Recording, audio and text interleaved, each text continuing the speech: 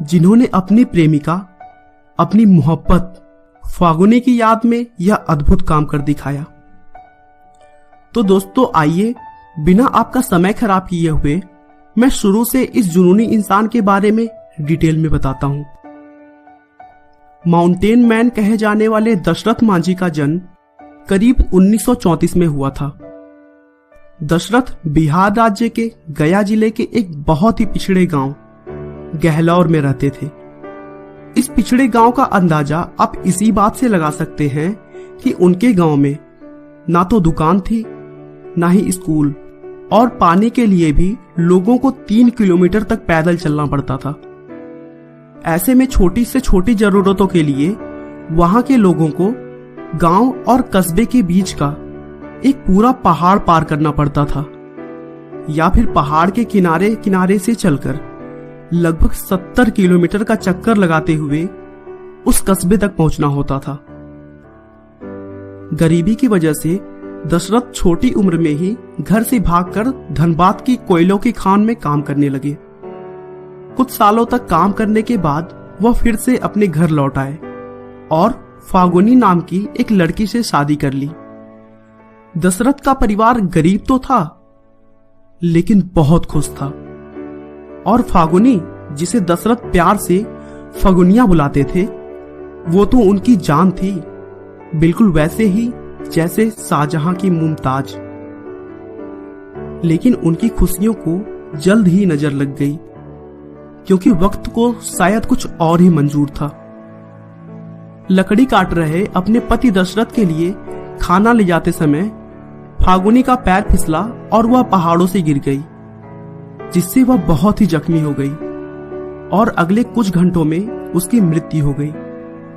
दोस्तों, अगर फागुनी को तुरंत अस्पताल ले जाया गया होता तो शायद वो बच जाती, लेकिन गहलौर गांव से तुरंत शहर के हॉस्पिटल ले जाना पॉसिबल नहीं था, क्योंकि जैसा मैंने पहले ही बताया कि उनके गांव और शहर के बीच एक विशाल पहाड़ था, और पहाड़ के घुमावदार रास्ते से शहर की दूरी बहुत ही ज्यादा थी। यह घटना दशरथ मांझी के दिल पर चोट कर गई। आखिर उनकी मोहब्बत ने उनका साथ जो छोड़ दिया था, जिसे वह सबसे ज्यादा चाहते थे। कुछ दिनों तक दुखी रहने के बाद दशरथ ने संकल्प लिया कि वह इस विशाल पहाड़ को काटकर बीचों बीच रास्ता निकालेंगे, जिससे किसी और की मोहब्बत उसका साथ न छोड़े। और फिर उसके बाद से वो पूरे 22 साल लगे रहे। न दिन देखा न रात, न धूप देखी न छांव, न सर्दी न बरसात, बस लगे रहे। वहां न कोई पीठ ठोकने वाला था, न शाबाशी देने वाला। उल्टे गांव वाले उनका मजाक उड़ाते फिरते। परिवार के लोगों ने भी साथ छोड़ दिया था। लेकिन कहते हैं ना, संघर्ष में आदमी अकेला होता है, सफलता में दुनिया उसके साथ होती है। जिस पर ये जग हंसा है उसी ने इतिहास रचा है, और यही सच हुआ। दशरथ ने अपने अकेले के दम पर केवल एक हथौड़ा और छेनी की मदद से 360 फुट लंबी, 30 फुट चौड़ी और 25 फुट ऊंचे पहाड़ का सीना चीर दिया, और बदला ले लिया उस पहाड़ से जिसने उसकी प्रेमिका, उसकी फगुनिया को उससे छीना था।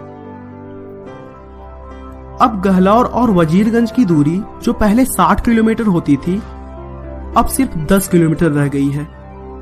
बच्चों का स्कूल, जो 10 किलोमीटर दूर था, अब सिर्फ 3 किलोमीटर रह गया है।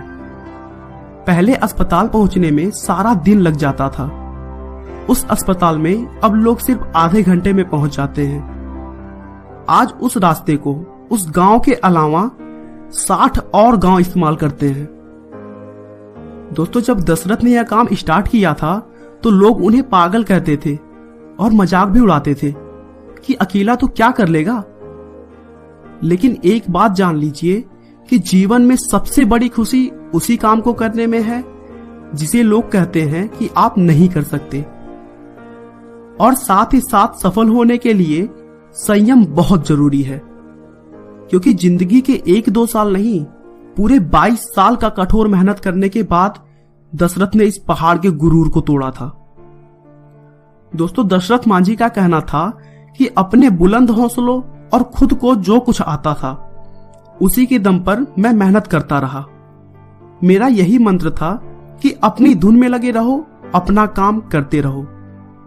चीजें मिले ना मिले इसकी परवाह मत करो, क्योंकि हर रात के बाद दिन तो आता ही है। उनकी इस उपलब्धि के लिए बिहार सरकार ने सामाजिक सेवा के क्षेत्र में पद्मश्री के लिए उनके नाम का प्रस्ताव रखा और साथ ही साथ दशरथ मांझी के नाम पर पक्की सड़क और हॉस्पिटल के निर्माण का वादा किया। मार्च 2014 में आमिर खान द्वारा चलाए गए प्रसिद्ध टीवी शो सत्यमेव जयते का सीजन 2 का पहला एपिसोड दशरथ मांझी को समर्पित किया गया। आमिर खान ने मांझी के बेटे भगीरथ मांझी और बहू बसंती देवी से मुलाकात की और उनकी गरीबी को देखते हुए उन्हें वित्तीय सहायता प्रदान करने का वादा किया।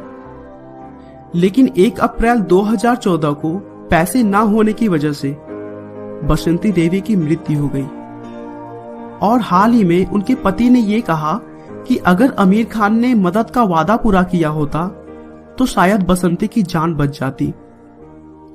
दशरथ मांझी ने अपने अंतिम समय में अपने जीवन पर फिल्म बनाने का विशेष अधिकार दे दिया ताकि वो पूरी दुनिया के लोगों को यह बता सके कि सफलता पाने के लिए जरूरी है कि हम अपने प्रयास में निरंतर जुटे रहें। बहुत से लोग कभी इस बात को नहीं जान पाते कि जब उन्होंने अपने प्रयास छोड़े हैं तो वह सफलता के कितने करीब थे। आखिरकार 17 अगस्त 2007 को कैंसर की बीमारी से लड़ते हुए दिल्ली के एम्स हॉस्पिटल में दशरथ मांझी की मृत्यु हो गई। उनका अंतिम संस्कार बिहार सरकार द्वारा राजकीय सम्मान के साथ किया गया।